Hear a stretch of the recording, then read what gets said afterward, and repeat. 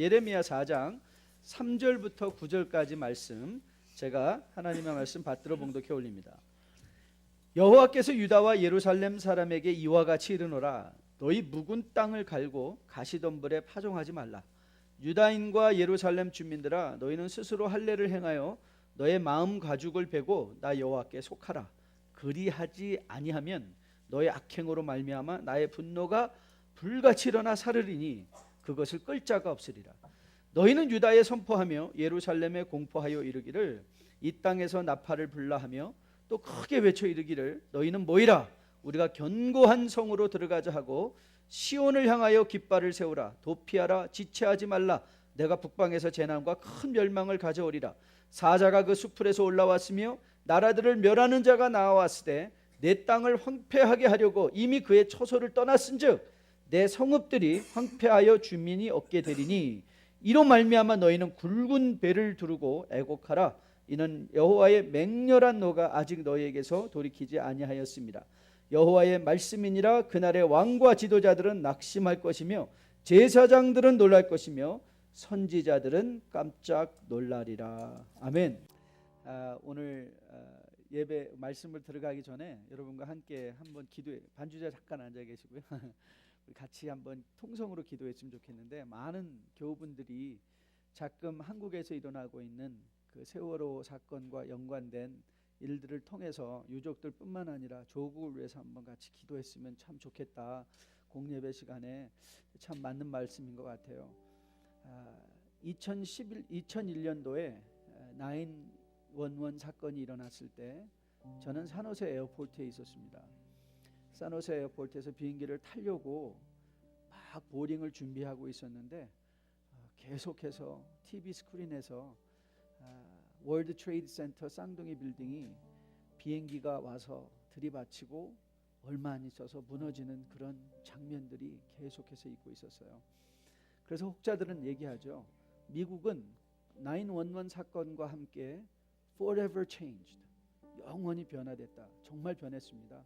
그래서 그 사건 이후에 우리가 비행기를 하나 타려고 하면 이제는 얼마나 철저하게 검색을 당하고 신발까지 벗고 혁대까지 풀고 이런 일들을 하면서, 그런데 저는 참 놀라웠던 게 불평하지 않았다는 거예요. 모든 국민들이 일어난 일에 대해서는 철저하게 수용하고, 그러나 다시 이런 일이 일어나지 않기 위해서는 어떻게 해야 될까, 그리고 모든 국민들이 그런 일에 동참하는 것들을 보고 정부도 지나가 일어난 일에 대해서 누구에게 책임을 전가하는 것보다는 앞으로 어떻게 더 잘할까, 어떻게 이런 사고를 미연에 방지할 수 있을까. 그래서 아마 모르긴 몰라도 수도 없이 많은 테러 사건들이 미연에 방지되지 않았을까 생각해 봅니다. 물론 한국에서 일어난 일들은 상상하기 어려운 일들이었습니다. 그런데 한 가지 안타까운 소식은 이런 사고가 일어난 이후에도 어떤 뉴스 프로그램에서 방송을 하고 있더라고요. 배에 타기 위해서는 철저하게 신분증과 그 승선권을 함께 체크를 해야 되는데 아무도 그런 걸 체크하고 있지 않다는 거예요.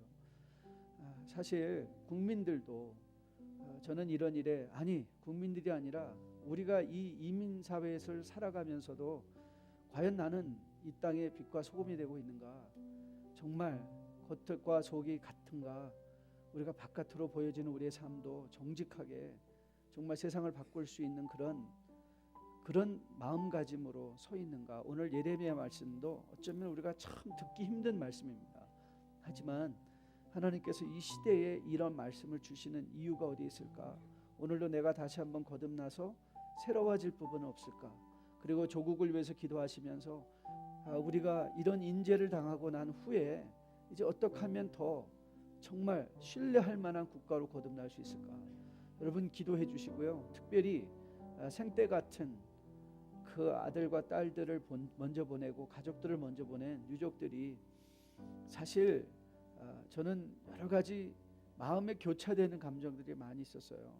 이렇게 모여 있으면 어떻게 하나, 그래도 살아있는 사람은 죽은 사람들을 생각하면서 또 미래를 개척해야 되지 않는가, 그런 안타까움들도 많이 있었지만 본인이 아니니까 섣불리 말을 하지는 못했지만 저는 여러분에게 기도 부탁드리고 싶은 것이, 유족들이 이제 슬픔을 되돌릴 수는 없지만 그러나 이제는 생업의 현장 속에 속히 다시 귀환해서 남아있는 가족들을 건사하고 또 앞으로 미래에 이런 사건을 통해서 거듭난 백성들이 되어서 국가의 빛과 소금이 되는 그런 유족들로 쓰임받게 해달라고, 그리고 이 모든 일에 관련돼서 우리 교회들이 다시 한번 자기 옷을 찢고 회개하며 주님 앞에 건강하게 서는 기회가 되게 해달라고 우리 같이 한번 이 시간에 통성으로 간절히 기도하며 주님 앞에 나갔으면 참 좋겠습니다.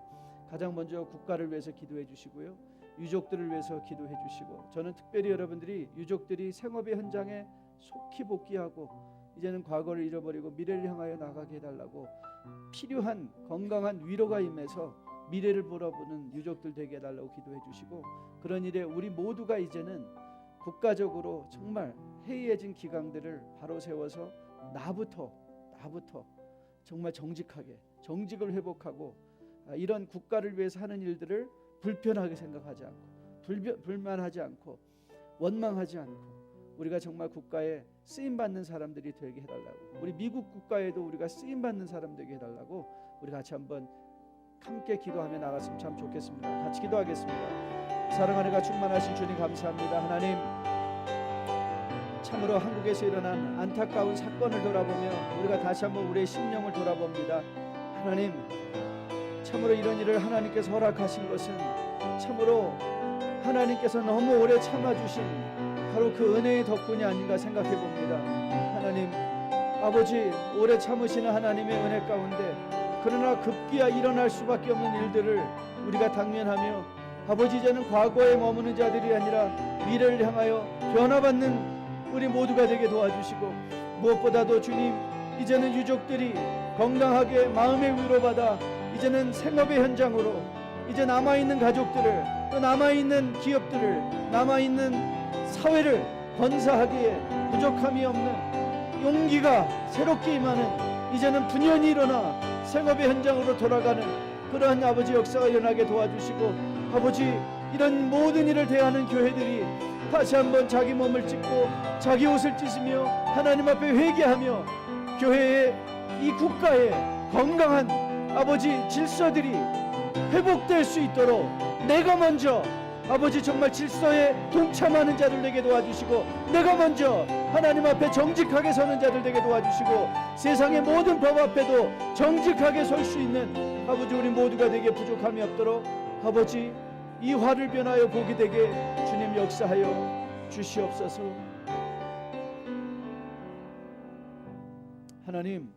하나님은 모든 것을 합력하여 선을 이루시는 하나님인 것으로 믿습니다.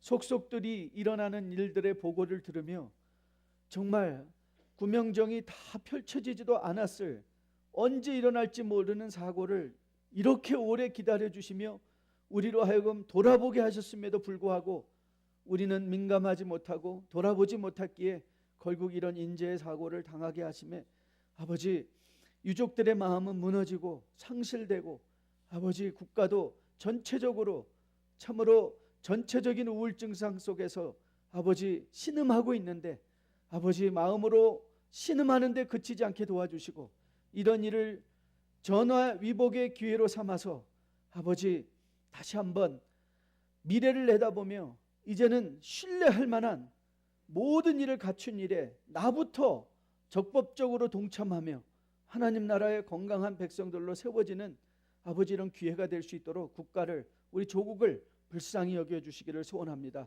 아버지, 유족들이 속히 마음에 새로운 힘을 입어서 생업의 현장에 아버지 복귀할 수 있도록 인도하여 주시고, 이미 지나가 우리가 할 수 없는 우리의 손을 떠난 것은 하나님만 맡겨드리고 우리가 할 수 있는 일들, 정말 작은 질서를 지키는 일부터 우리 교회가 또 유족들이 적극적으로 발벗고 나섬으로 말미암아 하나님 교회가 더 건강해지고 사회가 더 건강해지고, 그래야 하나님의 나라의 영광이 또 교회를 통하여 믿는 이들을 통하여 불같이 일어날 수 있도록 함께해 주시기를 소원합니다.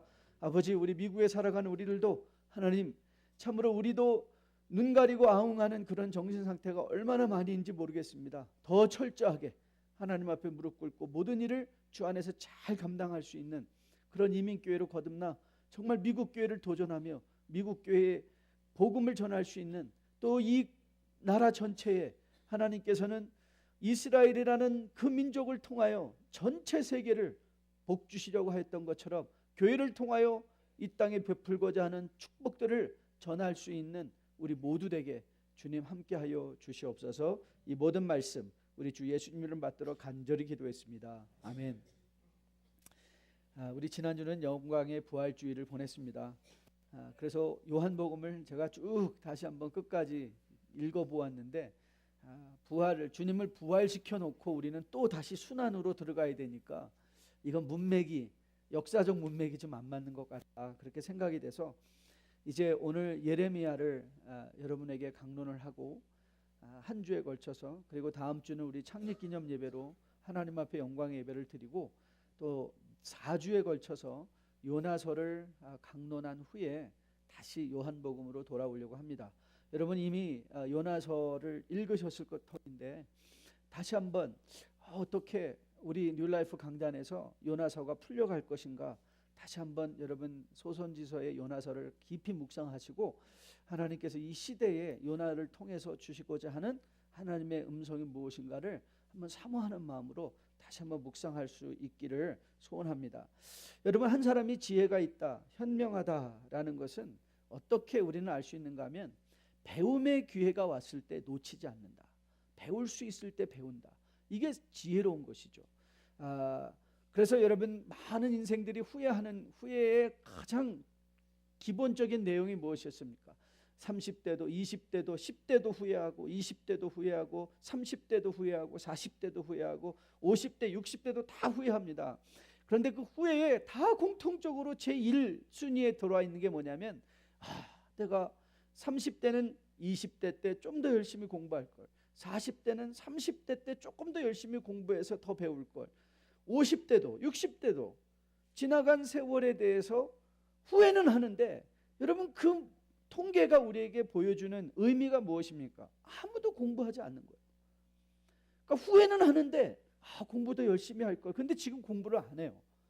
30대도 공부 안 하고 40대도 공부 안 하고 50대도 공부 안 하고 60대도 공부 안 한다는 거예요.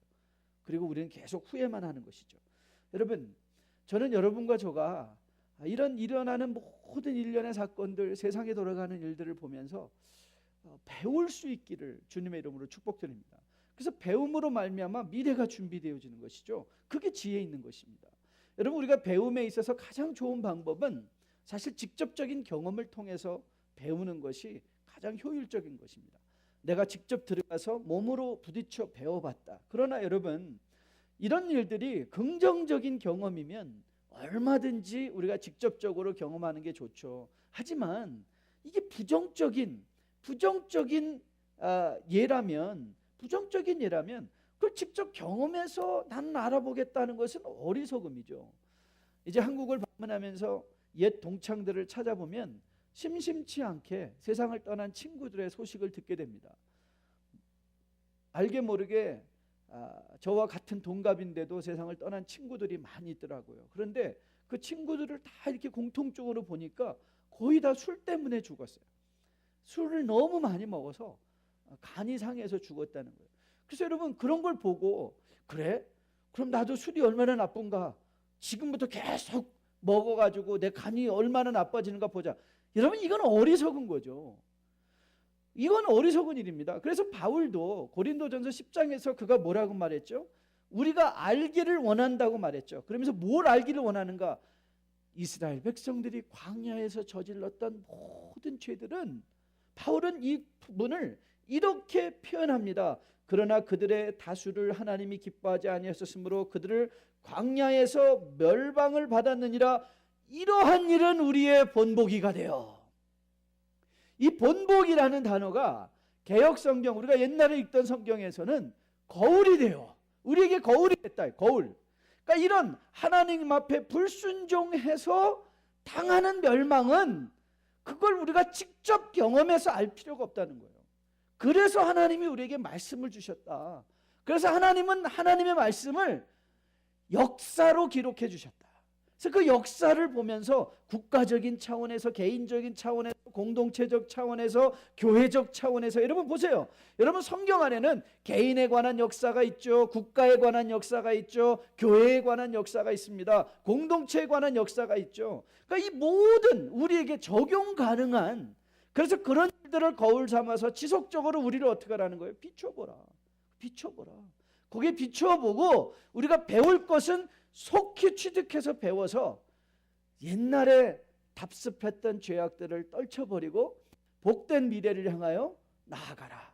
그것이 성경의 권면인 것으로 믿습니다. 그래서 오늘도 저희는 이 예레미야를 통해서 하나님께서 예레미야를 통하여 유다를 그렇게 권면했음에도 불구하고 하나님의 말씀을 청정치 않았던 유다를 우리로 하여금 오늘 거울 삼아서 여러분과 저의 삶을 비추어 보는 가운데 어떻게 하면 우리는 유다의 전철을 밟지 않고, 여러분 교회가 정말 역사의 과오적인 길들을 답습하지 않고, 우리가 일어난 세월호, 여러분 한국에는 인재가 몇 번 굵직하게 일어나지 않았습니까?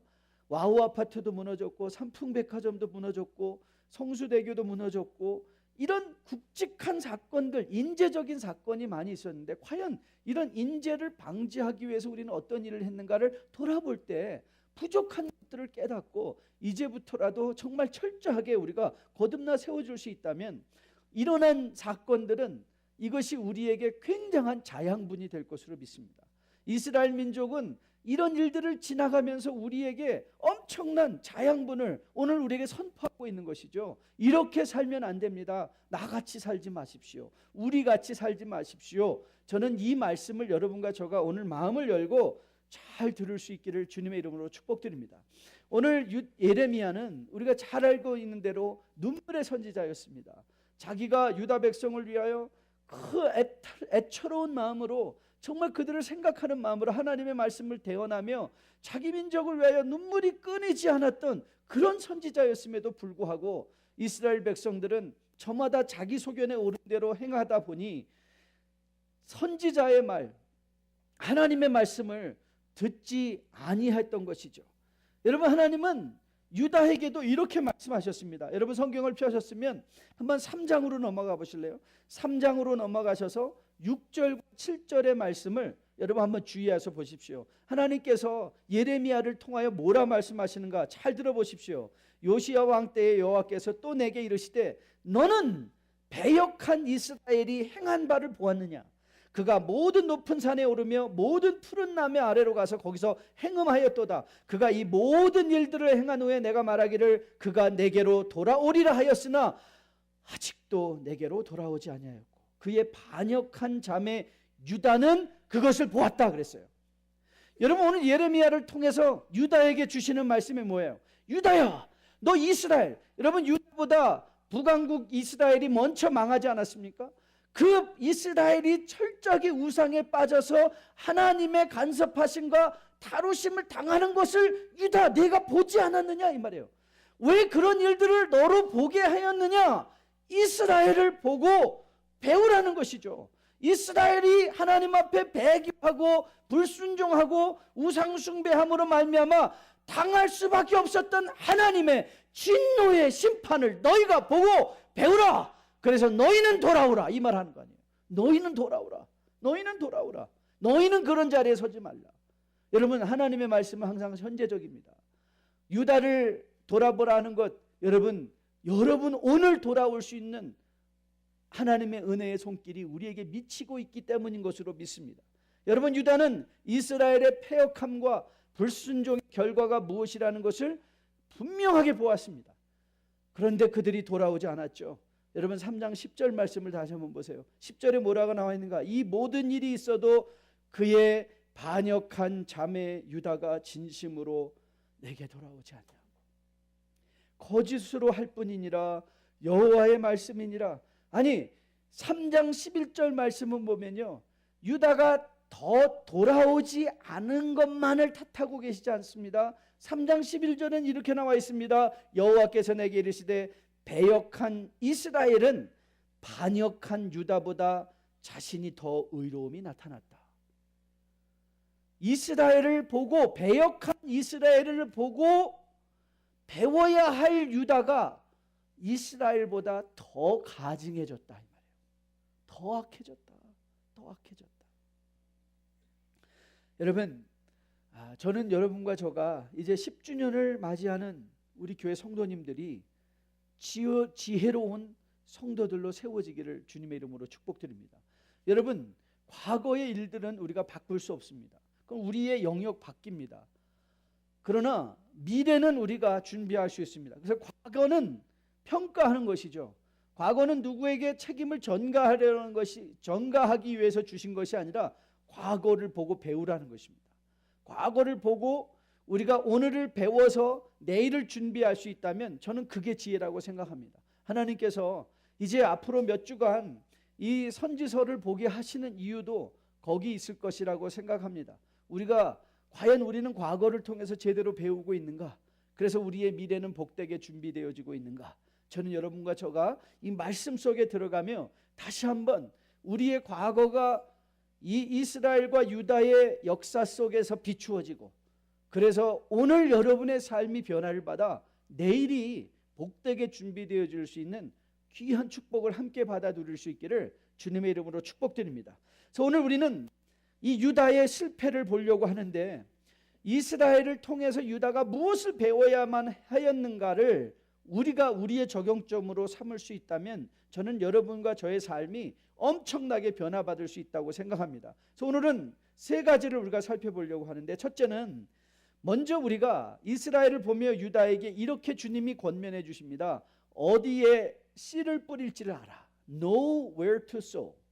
어디에 씨를 뿌릴지를 알라라는 게 첫 번째 교훈이고요. 두 번째는 마음에 할례를 행하라. 마음에 circumcise your heart. 육신의 할례가 아니라 마음의 할례를 베풀라. 이것이 두 번째 우리가 받아야 될 교훈이고, 세 번째는 이 두 가지 교훈이 그럼 여러분과 저의 삶에서는 어떻게 적용될 수 있는가? application. 이 적용될 수 있는 구체적인 적용적 교훈을 우리가 마음에 받아보려고 합니다. 먼저 여러분이 본문으로 돌아오셔서 3절의 후반부 말씀을 보시면 3절에 이렇게 말씀이 나와 있습니다. 너희, 같이 한번 읽어볼까요? 너희 묵은 땅을 갈고 가시덤불에 파종하지 말라. 이렇게. 여러분, 이 말씀을 한마디로 딱 요약하면 뭐라고 말할 수 있을까요? 여러분, 이 예레미야 4장 3절 말씀을 신약과 연결시킨다면 어떤 말씀이 딱 떠오릅니까? 아마도 여러분의 마음속에 로마서 12장, 그렇죠? 너희는 하나님의 선하시고 기뻐하신 뜻이 무엇인지를 뭐하라? 분별하라. 분별하라. 여러분, 이 본문이 우리에게 묵은 땅을 갈라, 그리고 너희가 가시덤불에 파종하지 말라, 이건 분명한 삶의 초이스를 얘기하는 거예요. 선택에 관한 것입니다. 그러니까 우리는 모두가 더할 것 없이 여러분은 인생에 씨를 뿌리는 사람들이에요. 오늘 여러분들이 뿌린 씨앗이 반드시 열매를 맺는 거예요. 반드시 열매를 맺게 되는데, 오늘 본문은 그걸 물어보는 거예요. 어디에 씨를 뿌리고 있는가? 여러분, 저는 여러분에게 한번 묻고 싶습니다. 여러분의 일주일의 삶에, 여러분의 인생 속에 여러분은 과연 어디에 씨를 뿌리며 살아오셨습니까? 무엇을 위하여 씨를 뿌리셨습니까? 여러분, 오늘 이 본문에서 말하는 가시덤불, 이 가시덤불이 무엇이었습니까? 마태복음 13장에 보면 주님께서 이 밭에 관한 비유를 하시면서 이 말씀을 하시죠. 가시떨기에 부러졌다는 것은 말씀을 들으나 세상의 염려와 재물의 유혹에 말씀이 막혀서 결실하지 못했다. 유다 사람들의 문제는 말씀을 못 받은 게 문제가 아니에요. 말씀을 받았어요. 예레미야를 통하여 끊임없이 살아계신 하나님의 말씀을 받았어요. 그 말씀이 씨앗이 되는데 그 씨앗을 어디에다 심었다고요? 가시덤불에 가시덤불, 가시떨기나무에 뿌린 거예요. 여러분, 우리는 가끔가다 이민 생활 속에 생활고로 말미암아 가정폭력으로 비극적인 일을 당하는 것들을 종종 신문 기사를 통해서 보게 됩니다. 언젠가 LA에서 가정폭력으로 급기야 자기의 목숨을 끊어버린 가정에 관한 기사를 신문에 내보낸 적이 있습니다. 신문 기사는요, 주변에 있는 많은 사람들과 인터뷰를 통하여 가정폭력으로 생을 마감한 분의 삶을 이렇게 소개하고 있었습니다. 한번 잘 들어보십시오. 주변 사람들은 돌아가신 분이 김 씨였었는데, 김 씨는 평소 말이 별로 없고 투박한 성격이었으며 성격 차이로 종종 부부싸움을 했다고 전하면서 부부간의 불화와 고된 스몰 비즈니스를 운영하던 중 일로 인해 누적된 스트레스 등이 겹쳐 이 같은 비극이 일어난 것 같다며 안타까워했다고 그랬어요. 저는 이 기사를 읽으면서 제 마음을 가장 쳤던 건 뭐냐면, 부부간의 불화와 고된 일로 말미암아 누적된 스트레스라는 거예요. 고된 일로 말미암아 누적된 스트레스. 여러분, 맞습니다. 이민사회 속에서 많은 경우 스몰 비즈니스는 인건비로 돈을 남겨야 되는 경우가 참 많이 있습니다. 대부분 아침 7시에, 아니 그것보다 더 일찍 일어나서 밤 10시까지 일해야만 하는 때가 허다한 것을 우리는 알고 있습니다. 그런데 여러분, 우리가 그분들에게 모두 다 물어보죠. 도대체 왜 그렇게 열심히 합니까? 그럼 대부분은 우리 가정이 원만하고 화목하게 잘 되려고요. 왜 그렇게 열심히 하십니까? 우리 자식들 잘 길러보려고요. 그런데 여러분, 정작 우리가 가정을 위해서 하겠다고 하는 일, 자식을 위해서 하겠다고 하는 일들이 엄청나게 스트레스로 우리에게 다가와서 누적되어짐으로 말미암아 말씀이 막 떨어져요. 말씀이 막 떨어지는데 그것이 좋은 밭으로 심겨져야 되는데 너무나 누적된 피로와 스트레스 속에서 말씀이 심겨지지가 않는 거예요. 말씀이 심어지지가 않아요. 그런데 비극이 뭐예요? 자식 잘 되라고, 가정 잘 되자고, 우리 부부간에 화목하자고 열심히 일해서 돈을 모으는데 결국 그 돈에 함몰되는 거죠. 함몰되어 버리는 거예요. 일에 함몰되어 버리고 마는 것이죠. 저는 돌아가신 분을 욕되게 하려는 의도는 전혀 없습니다. 신문기사는 또 빠짐없이 적고 있었어요. 이분들이 교회를 출석하고 있었다. 그런데 여러분, 저는 안타까웠어요. 그분들이 매주 하나님의 말씀을 받았을 터인데 과연 그 말씀이 어디에 심겨졌는가? 어디에 심겨졌는가? 재리와 재물에, 그리고 염려, 세상의 염려에 이 말씀이 자라가야 되는데 이게 그거에 막혀서 누진된 스트레스와 누진된 피로와 누진된 이 과도한 일로 말미암아 부부간에, 부모 자식 간에 아무런 교제, 그래서 부모 자식 간에 잘 되자고 했던 일들이 결국 자식을 다 잃어버리게 하는 그런 일로 들어간단 말이죠. 여러분, 저는 이렇게 저를 권면합니다. 되는 것만 은혜가 아니라 안 되는 것도 은혜다. 여러분 기도할 때 할 수 있는 일만 여러분이 막 하게 해달라고 하지 마시고, 저는 여러분 이것도 기도해야 된다고 생각해요. 하나님, 내가 오늘 포기할 게 뭔가요? 전 여러분이 포기하는 것도 기도해야 된다고 생각해요. 혹이라도 내가 너무나 과도하게 일에 집중하고 있지는 않습니까? 내가 혹이라도 너무나, 주님, 내가 돈이 많아야 행복할 것 같아서 나는 이거에 정말 관심이 너무 쏠려 있습니다. 그런데 하나님, 제가 포기할 게 뭐가 있습니까? 커리어가 아무리 좋다 할지라도 하나님과의 관계 속에서 그걸 막는다면 우리 자식들도 그걸 할 수 있어야 되지 않을까요? 아무리 세상에서 좋은 돈과 좋은 연봉을 받는다 할지라도 믿음과 너의 믿음이 방해된다면 포기할 줄 아는 것, 여러분 이게 또 큰 믿음의 능력 아니겠습니까?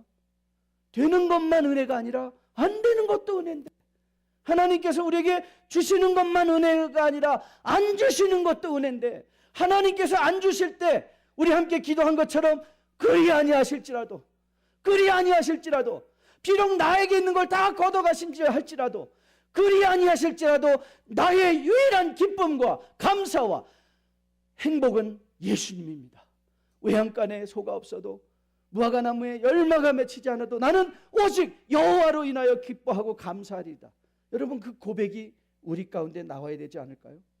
여러분, 저는 여러분과 저가 우리의 마음의 묵은 땅이 갈아지기를 소원합니다. 다시 한번 일주일 동안의 삶의 현장 속에서 나는 어디에 씨를 뿌렸는가를 다시 한번 여러분과 저가 깊이 생각하는, 나는 다 자식 잘 되라고 이렇게 열심히 일하는데, 나는 다 아내, 남편을 위해서 이렇게 열심히 일하고 있는데, 그 열심히 일하는 것이 내 마음에 상처가 되어서 부부간에 불화가 되고, 늘 만나기만 하면 일하는 것 때문에 싸우고, 가정이 평안하지 않고, 아이들은 주눅 들어서, 만약에 그렇다면 어쩌면 우리는 내려놓아야 돼요. 내려놓아야 돼요. 여러분, 집 줄이셔야 돼요. 먹는 것도 줄이셔야 돼요. 입는 것도 줄이셔야 돼요. 줄이는 거는 지는 게 아니에요. 줄이는 건 지는 게 아니에요. 여러분, 좋은 집에 사는 게 믿음이 좋은 건 아니잖아요. 오늘 이스라엘 백성이 그 우상을 쫓아가면서 우상에게 결국은 함몰당하고 말았어요. 그것이 바로 가시덤불에 말씀이 뿌려지는 거예요. 말씀을 뿌리되 우린, 여러분과 저의 이 마음의 밭이 좋은 밭으로 돼요. 이제는 하나님 앞에 포기할 줄 아는 것을 좀 배워가. 그렇죠? 포기하고. 저도 나이가 들어가니까 어르신들에게는 죄송하지만 못하는 게 많아요. 아니, 하고 싶은데 안 되는 거예요. 어제도 우리 아이들이 아빠 같이 달리기를 하죠. 그런데 아침 10시에 도저히 제가 몸이 피곤해서 달리기를 못했어요. 야, 이따 저녁 때 하자. 그래서 저녁 때 했는데 아이들이 지들끼리 뛰었더라고요. 그러면서 저한테 요즘은 아이폰으로 뛴 라우트가 다 나오거든요. 쫙 보내줬어요. 우리 이렇게 뛰었어요. 우리끼리 아빠 없이 뛰었어요 하고 쫙 보내줬는데, 저보다 너무 빨리 얘네들이랑 저는 못 뛰는 거예요. 안 뛰기를 너무 잘했어요. 창피해가지고 다시는 뛰자는 얘기 안 하려고 그래요. 이제. 맞아요. 빨리 뛰지 못해요. 그런데 제가 빨리 뛰려고 하면 몸이 상해요. 그래서 어떻게 해야 돼요? 이제는 천천히 뛰면서 즐기는 법을 배워야 돼요. 천천히 뛰면서. 아니, 걷는 것을 또 새롭게 배워. 걸으면서 빨리 달리다 지나칠 수 있는 삶의 작은 것들, 이런 것들을 누리며 살아야 될 때가 되지 않았나 모르겠어요. 여러분, 우리 인생에 나이에 맞게 이룰 건 이루고 포기할 건 포기할 줄 아는 것, 그것이 우리의 마음의 밭이 좋은 밭이 되어서 하나님의 말씀에 지혜롭게 반응하는 그런 반응일 걸로 믿습니다. 전 여러분과 저가 그런 자리에 나갈 수 있기를, 그런 지혜가 있기를 주님의 이름으로 축복드립니다. 오늘 두 번째는 마음의 할례를 행하라 하고 있는데, 여기서 가장 중요한 단어가 스스로라는 단어입니다. 스스로. 여러분, 우리는 많은 경우에 이 교훈을 저는 정말 한국 교회에 너무 절실하게 다가오는 교훈이라고 생각해요. 우리는 항상 이렇게 생각합니다. 은혜를 받는다라는 차원에서 볼 때 이걸 수동적, 그러니까 신앙생활, 은혜를 받는 것이죠. 그런데 더 나아가서 은혜를 받기 위해서는요, 우리가 수동적인 자리에 머물러 있어서는 안 됩니다. 왜냐하면 오늘 본문도 뭐라고 말하냐면 마음의 할례를 행하는데 스스로 가죽을 벗기라, 이 말이에요. 스스로 가죽을 벗기라.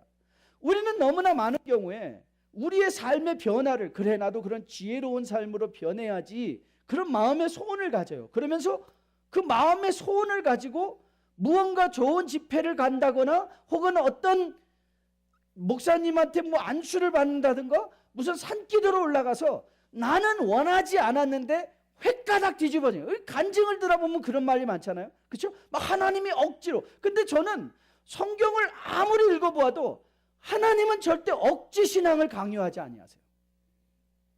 그리고 하나님은 우리가 해야 될 일들을 대신해 주시지 않으세요.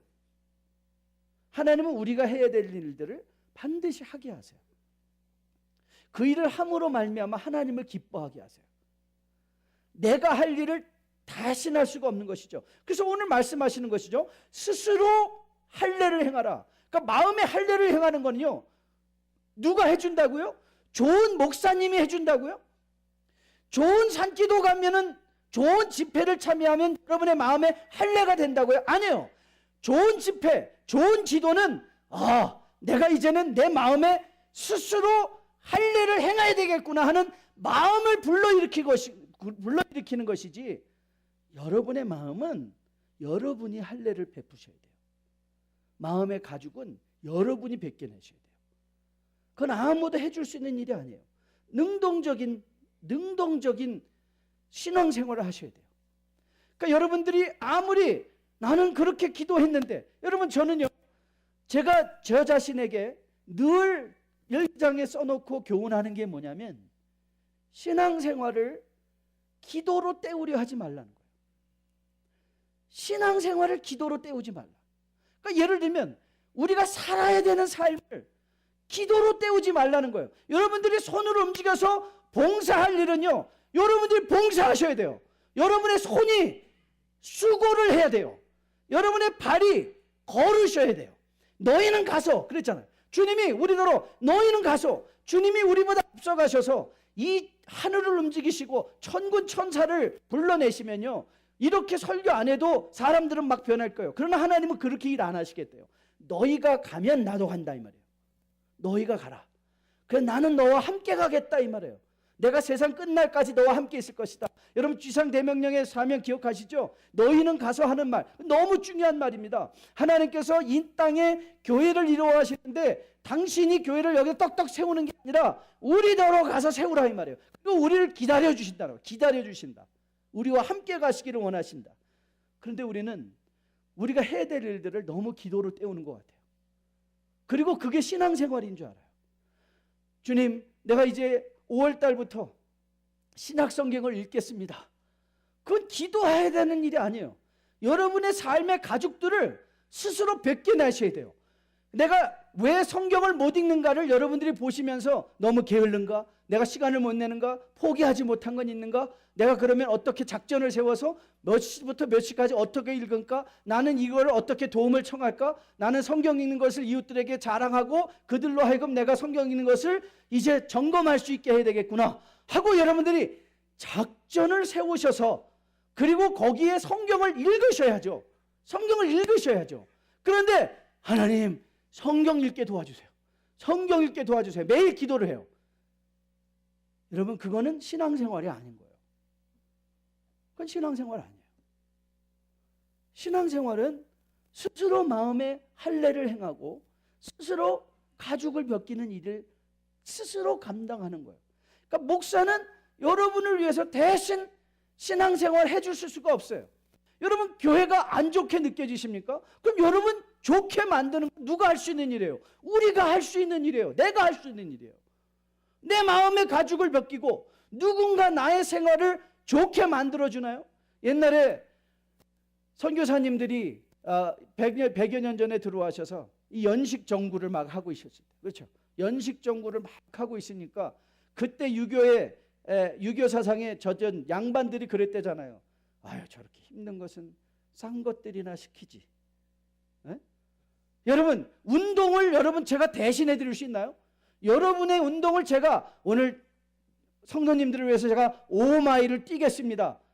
제가 대신 뛰어든들 그것이 여러분에게 무슨 유익이 있습니까? 아니, 목사가 믿음이 좋은 것이 여러분에게 무슨 영향이 미치겠어요? 여러분의 믿음이 좋아져야죠. 여러분의 신앙생활을 감당해야죠. 아니, 목사가 열심히 하는 것이 여러분에게 무슨 유익이 있습니까? 여러분이 열심을 내야죠. 여러분이 하나님을 체험해야죠. 여러분이 예배해야죠. 여러분이 하나님의 말씀을 읽어야죠. 여러분이 책을 읽으셔야죠. 저는 오늘 여러분과 저가 오늘 예레미야가 스스로 마음의 할례를 행하고 스스로 마음의 가죽을 벗기라는 이 말씀을 뚜렷한 주님의 음성으로 여러분이 받을 수 있기를 주님의 이름으로 축복드립니다. 그래서 여러분들이 지금까지 감당하지 못했던 것들 다시 한번 스스로 마음의 할례를 행하시면서 내가 왜 못했는가? 내 안에 하나님의 일을 못하게 하는 방해물들은 무엇이었었는가? 가시덤불, 여러분의 인생 속에 자라나고 무럭무럭 자라나고 있는 세상에 대한 염려와 세상에 대한 재리와 세상에 대한 모든 이 가시덤불들이 다시 한번 제하여지고 그걸 잘라내는 거 누가 해야 된다고요? 여러분이 하셔야 돼요. 그걸 잘라내고 여러분들이 다시 한번 주님의 말씀을 마음으로 받으면서 그것이 여러분의 인생의 귀한 열매들을, 오늘 심는 열매들이, 씨앗들이 여러분의 인생의 귀한 열매를 맺게 될 수 있기를 주님의 이름으로 축복드립니다. 여러분, 그러면 우리가 지금 해야 될 일들이 뭔가? 여러분, 착각은 자유다. 착각에는 커트라인이 없다. 저는 이 말을 스스로에게 경고 삼습니다. 그래, 착각하지 말자. 저는 착각하면 빠지지 않고 떠오르는 한 사람이 있어요. 여러분에게도 자주 소개하는 분이에요. 유리마. 여러분 기억하십니까? 유리마 씨? 화성에서 왔다고 스스로 여기면서 그 미스 프랑스와 결혼해가지고 브리지트 쇼케라는 자매와 결혼해가지고 세간의 화제가 됐던 유리마 씨를 여러분 기억하시는 분들이 있을 거예요.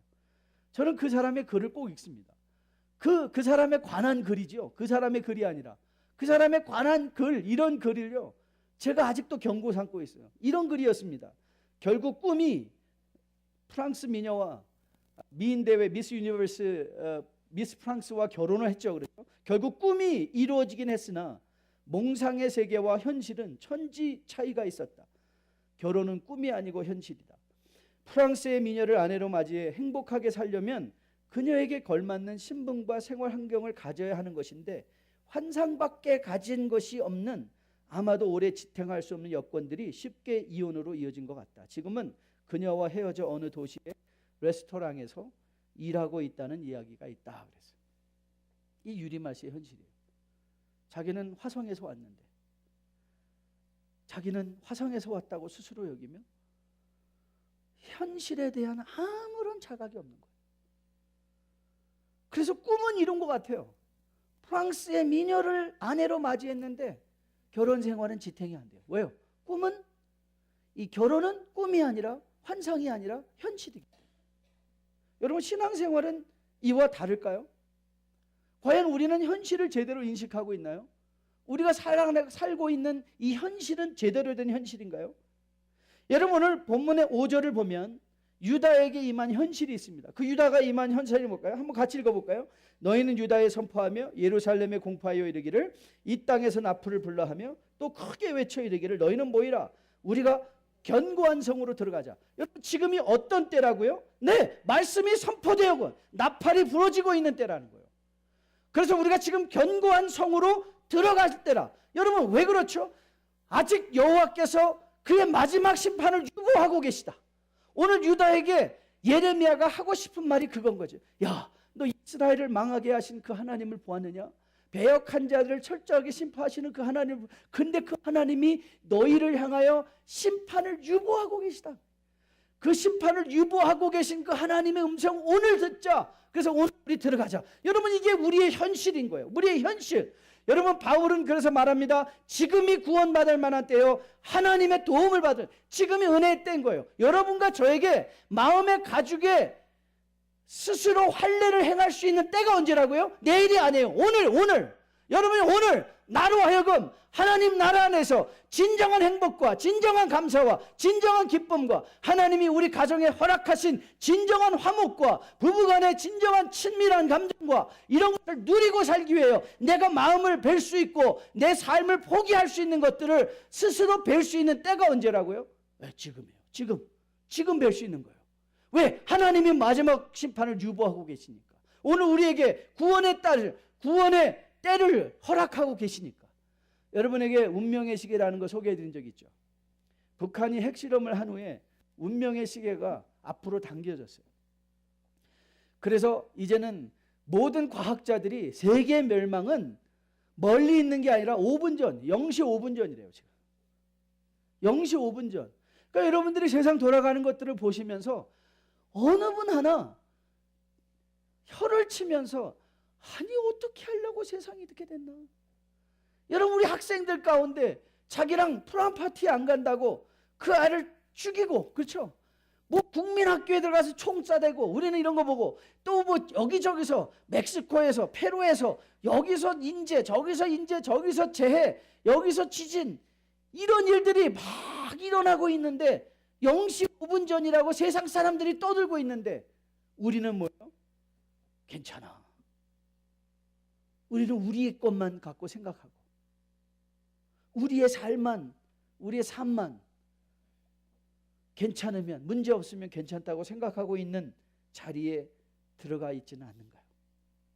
여러분 베드로 사도는 우리가 처한 현실을 가리켜서 우는 사자와 같이 돌아다니며 삼킬 자를 찾는 때라고 말하고 있습니다. 여러분 우리의 심령, 우리 자녀들의 심령이요, 여러분 지금 우는 사자들의 포효 속에 우리 자녀들의 믿음이, 우리 가정의 행복이 기쁨이 다 사라져버리고 있는 거예요. 그런데 오늘 주님은 청합니다. 저는 청하고 있습니다. 우리의 영원하신 견고한 성 도피성으로 들어가라. 예수 그리스도께서 문을 열어놓으셨다. 그리스도께서 문을 닫아놓으신 게 아니라 문을 활짝 열어놓고 오라 오라 부르시고 외치고 계신 주님의 음성을 들으며 바로 오늘이야말로 우리가 마음의 할례를 향하고 우리의 마음의 가죽을 벗겨나며 주님의 진실된 부르심에 응답하는 지혜롭게 반응해야만 하는 바로 오늘이 그날인 것으로 저는 믿습니다. 오늘 예레미야 4장 1절과 2절의 말씀을 보면 이런 말씀이 등장합니다. 여호와께서 이르시되 이스라엘아 내가 돌아오리거든 내게로 돌아오라.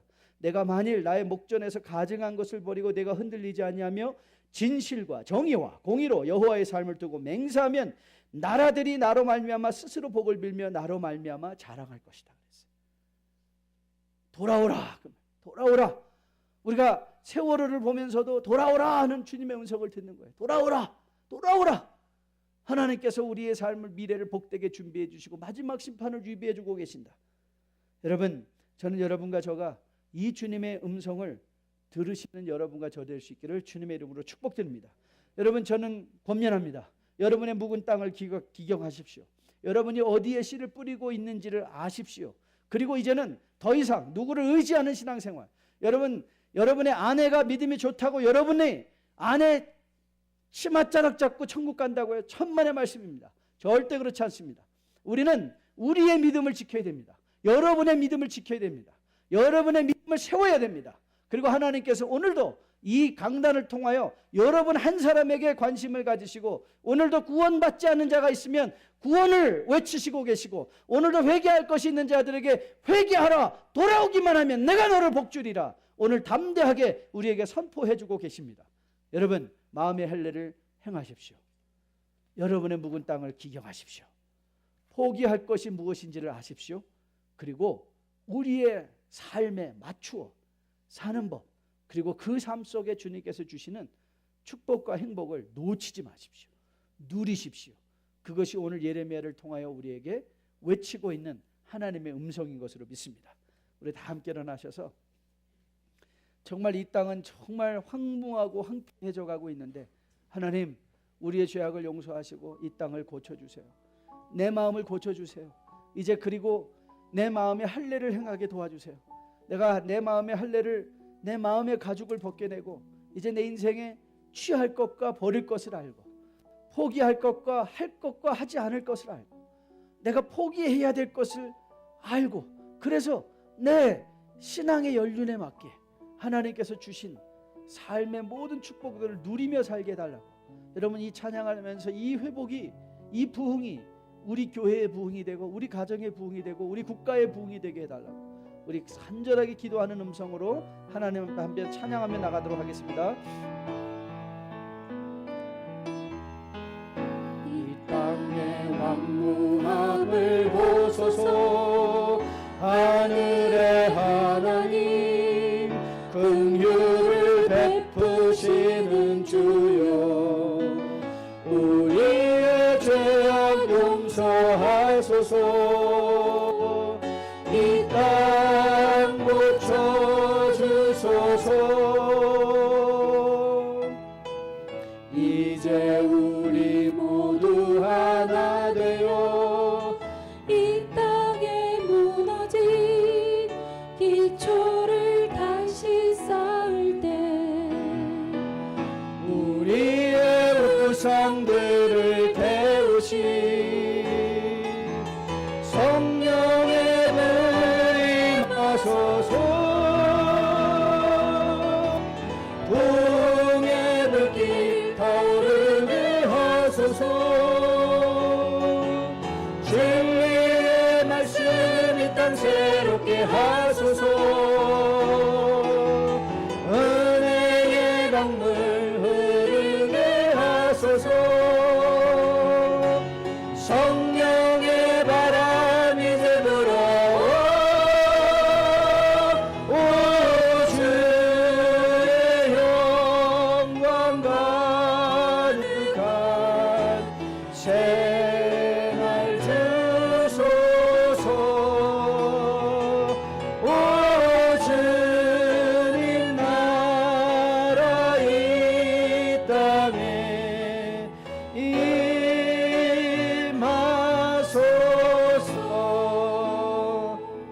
우리 시간에 같이 한번 결단하는 시간 가졌으면 좋겠습니다. 혹시 여러분들이 세상에서 아직도 내려놓지 못한 것 혹 있습니까?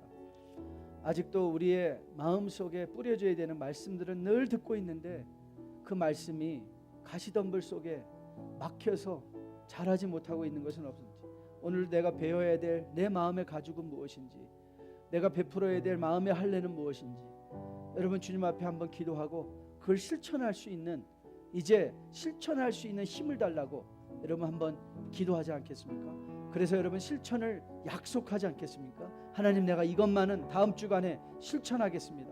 이 일만큼은 내가 반드시 하겠습니다. 한번 구체적으로 여러분의 삶을 생각하시며 하나님 앞에 한번 결단하고 결심하며 기도하는 시간 되었으면 참 좋겠습니다. 같이 기도하겠습니다. 사랑하는 이가 충만하신 주님 감사합니다. 하나님, 오늘도 우리가 예레미야의 권면을 들으며 우리가 마음속에 마땅히 행하야만 하는 마음의 할례에 대해서, 우리가 배워야만 하는 마음의 가죽에 대해서 우리가 배웠습니다. 더 큰 집, 더 좋은 차를 사면 행복할 것 같았는데 거기에 이르기 위해서 우리는 더 많은 불화를 겪게 됐고 더 많은 스트레스를 받아야 됐던 것을 우리는 알고 있습니다.